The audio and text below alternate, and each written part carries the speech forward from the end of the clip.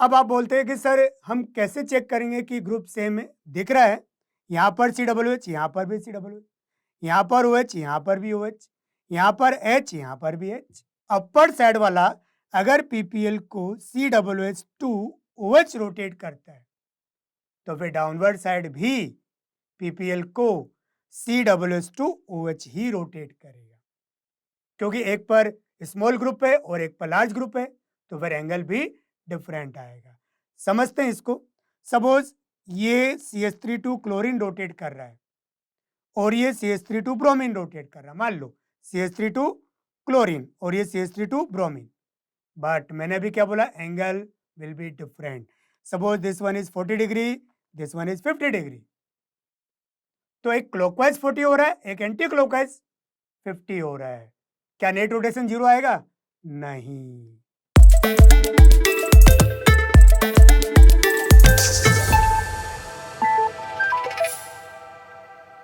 Hello students, welcome to Ellen Digital. In this video, we are going to discuss about chirality और optical activity. That means यहाँ पर हम ये check करने वाले हैं कि कंपाउंड ऑप्टिकली एक्टिव होगा या फिर ऑप्टिकली इनएक्टिव होगा। इसको डिस्कस करने से पहले टू वर्ड्स को मैं यहाँ पर डिस्कस कर रहा हूँ। टू वर्ड्स कौन कौन से? Dissimilar chiral carbon and dissimilar chiral carbon. तो पहले हम लेते हैं डायसिमिलर कायरल कार्बन।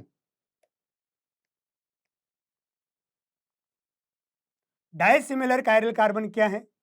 ऐसे कायरल कार्बन जिन पर ग्रुप्स सिमिलर टाइप के हों।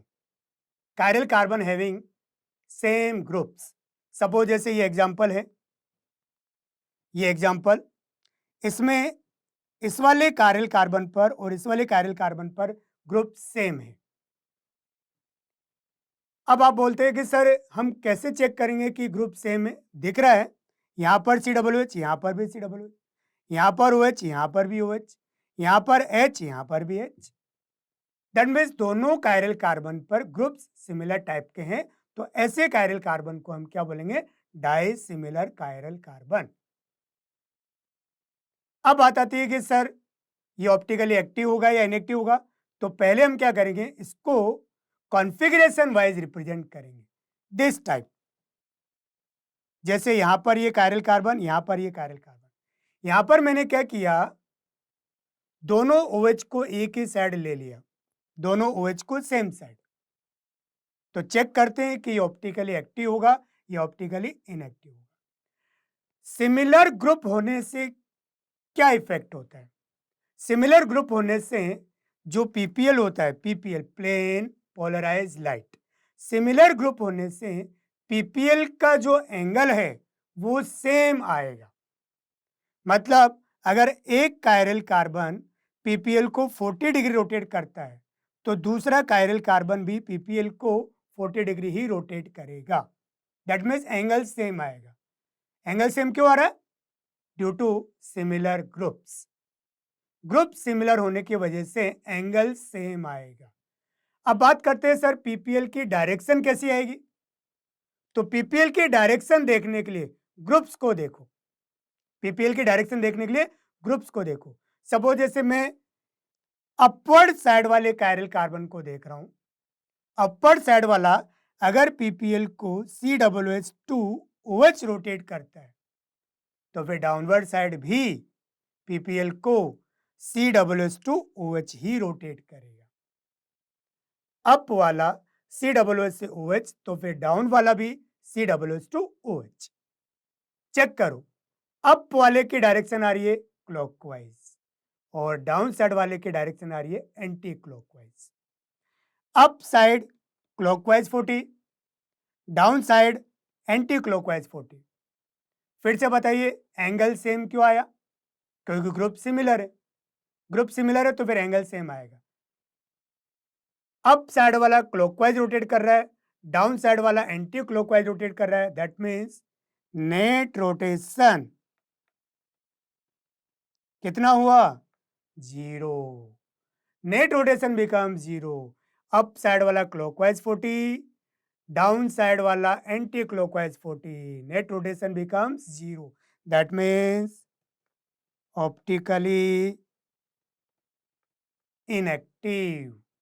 तो ये जो कंपाउंड यहाँ पर ये ऑप्टिकली इनएक्टिव। अब मैं क्या कर रहा हूं, इसी को थोड़ा चेंज कर देता हूं, कॉन्फ़िगरेशन चेंज कर देते हैं। कॉन्फ़िगरेशन मैंने अब OH एक राइट हैंड साइड ले लिया और एक लेफ्ट हैंड साइड ले लिया। OH का कॉन्फ़िगरेशन मैंने चेंज कर दिया। ध्यान से सुने, अभी भी वो डाइसिमिलर ही है। डाइसिमिलर जैसे ग्रुप अप साइड वैसे group down side, group wise dissimilar, that means angle will be same. अब डायरेक्शन को देखते हैं।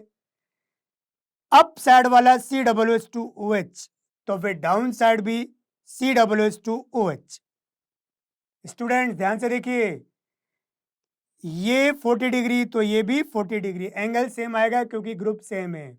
बट अगर मैं डायरेक्शन को देखता हूं तो डायरेक्शन सिमिलर आ रही है, ये क्लॉकवाइज तो ये भी क्लॉकवाइज, या फिर ये एंटी क्लॉकवाइज तो ये भी एंटी क्लॉकवाइज, डायरेक्शन सेम आ रही है। अभी जो डायरेक्शन मैंने बना रखी है वो एंटी क्लॉकवाइज बना रखी है, COOH। बच्चों बताइए, दोनों कायरल कार्बन PPL को सेम डायरेक्शन में रोटेट कर रहे हैं, एंगल भी सेम आ रहा है, डायरेक्शन भी सेम आ रही है, इसका मतलब नेट रोटेशन नॉन जीरो। इसका मतलब वो PPL को रोटेट करेगा, तो फिर उसको हम क्या बोलेंगे, ऑप्टिकली एक्टिव। तो ये केस था डाइसिमिलर। दोनों केस को मैं एक साथ वापस रिप्रेजेंट कर रहा हूं। एक एग्जाम्पल में बोथ OH का कॉन्फ़िगरेशन ऐसा है और अनदर एग्जाम्पल में बोथ OH का कॉन्फ़िगरेशन ऐसा है। जब मैंने दोनों को एक्सप्लेन किया कि डायरेक्शन किस साइड, इस केस में वो ऑप्टिकली इनएक्टिव आया था और इस केस में वो ऑप्टिकली एक्टिव आया था।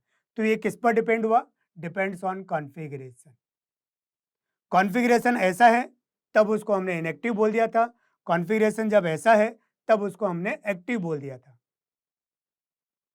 तो डाइसिमिलर में हम क्या बोल सकते हैं, if there are dissimilar chiral carbon then compound में भी ऑप्टिकली इनएक्टिव, कंपाउंड में भी ऑप्टिकली एक्टिव। इनएक्टिव भी हो सकता है, एक्टिव भी हो सकता है, डिपेंड्स ऑन कॉन्फ़िगरेशन। बट अब हम बात करने वाले हैं डिसिमिलर कायरल कार्बन। ध्यान से सुने, जो वर्ड्स है डाइसिमिलर, डाइसिमिलर में सिंगल एस है, डिसिमिलर में डबल एस है। थोड़ा सा भी रीडिंग में गलती कर दी तो फिर आप एक्टिव इनएक्टिव नहीं देख पाएंगे। डाइसिमिलर को डिसिमिलर रीड कर लिया और डिसिमिलर को डाइसिमिलर रीड कर लिया तो फिर आप यहां पर रॉन्ग हो सकते हैं। तो मैं यहां पर अब डिसिमिलर कायरल कार्बन की बात कर रहा हूं, दैट मीन्स ऐसे कायरल कार्बन जिन पर ग्रुप डिफरेंट हो, ग्रुप डिफरेंट, जैसे यहां पर तो क्लोरीन और यहां पर ब्रोमीन, ग्रुप्स आर डिफरेंट। तो फिर इससे क्या इफेक्ट आएगा, यस अगर ग्रुप डिफरेंट है तो PPL का जो एंगल है वो भी डिफरेंट आएगा। जो एंगल है वो ग्रुप पे डिपेंड कर रहा है, एंगल डिपेंड्स ऑन ग्रुप। एक पे क्लोरीन है एक पे ब्रोमीन है तो फिर एंगल डिफरेंट आएगा। डायरेक्शन में भी सेम, डायरेक्शन में भी same, but angle will be different. Group different, angle different, क्योंकि एक पर स्मॉल ग्रुप है और एक पर लार्ज ग्रुप है तो फिर एंगल भी डिफरेंट आएगा। समझते हैं इसको। सपोज ये CH3 क्लोरीन रोटेट कर रहा है और ये CH3 ब्रोमीन रोटेट कर रहा है, मान लो CH3 क्लोरीन और ये CH3 ब्रोमीन, बट मैंने अभी क्या बोला, angle will be different. Suppose this one is 40 degree, this one is 50 degree, तो एक क्लॉकवाइज 40 हो रहा है, एक एंटी क्लॉकवाइज 50 हो रहा है। क्या नेट रोटेशन जीरो आएगा, नहीं, net rotation non zero, that means optically active. अब बोले सर मैं इसका कॉन्फ़िगरेशन चेंज कर दूं तो, दैट मीन्स क्लोरीन को तो उसी साइड रखूं ब्रोमीन को मैंने चेंज कर दिया, ऐसे कर दिया, तो भी मैंने क्या बोला, एंगल विल बी डिफरेंट। ये CH3 क्लोरीन, ये CH3 ब्रोमीन, ये 40 डिग्री तो ये 50 डिग्री, अभी भी नेट रोटेशन नॉन जीरो ही रहेगा। That means optically active. तो स्टूडेंट्स बताइए, डाई सिमिलर एंड डिसिमिलर, डिसिमिलर के केस में एंगल डिफरेंट आ रहा है तो नेट रोटेशन नॉन जीरो आया। दैट मीन्स मैं ये बोल सकता हूं कि डिसिमिलर कायरल कार्बन प्रेजेंट हो तो फिर वो always optically active, always optically active. चाहे मैं क्लोरीन ब्रोमीन को ऐसे रखूं, चाहे मैं क्लोरीन ब्रोमीन को ऐसे रखूं, वो कॉन्फ़िगरेशन पर डिपेंड नहीं करेगा। तो टू सेंटेंस सुनिएगा, if there are dissimilar chiral carbon, dissimilar chiral carbon, then compound may be optically active, may be optically inactive, depends on configuration, वो configuration पे depend करेगा। But in case of dissimilar chiral carbon, compound will be always optically active, does not depend on configuration। Clear हुआ?